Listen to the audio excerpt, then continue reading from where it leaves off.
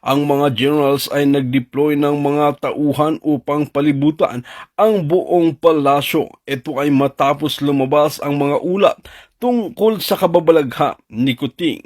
Ang seguridad sa paligid ng palasyo ay mas lalong hinihigpitan. Ayon sa ulat, may malakas na ebidensyang magdidiin kay Kuting. Ang mga pwersa ng mga militar ay naglatag ng checkpoint sa mga daanan papunta sa palasyo. Paniniwalaang may mga pagtatangka si Kuting na tumakas mula sa lugar. Sinabi ng mga generals na hindi nila papayagang makatakas si Kuting. Ang publiko ay nagtipon sa paligid ng palasyo, hinihintay ang susunod na mangyayari.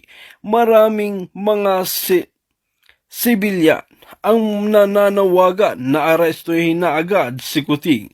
Ang kampo ni Kuting ay nananatiling tahimik at hindi nagbibigay ng pahayag.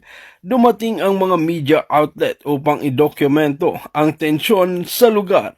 Napabalitang may iba pang sangkot sa kababalaghan na itinatago ni Kuting sa palasyo. Ang mga generals ay nagbigay ng babala na maaaring may resistance mula sa kampo ni Kuting. Nakaantabay ang buong bansa habang lumalapit ang inaasahang pag-aresto. Tila tapos na ang kapangyarihan ni Kuting. Lahat ng kanyang lihim ay unti-unti nang nalalantad. Well mga kaibigan, para nga sa karagdagang impormasyon, panoorin nga natin ang buong video. At kung bago ka pa lamang sa akin channel, huwag kalimutan i-click ang subscribe button at notification bell para lagi kang updated sa ating mga bagong video. At para sa sulit viewers natin dyan, maraming salamat sa walang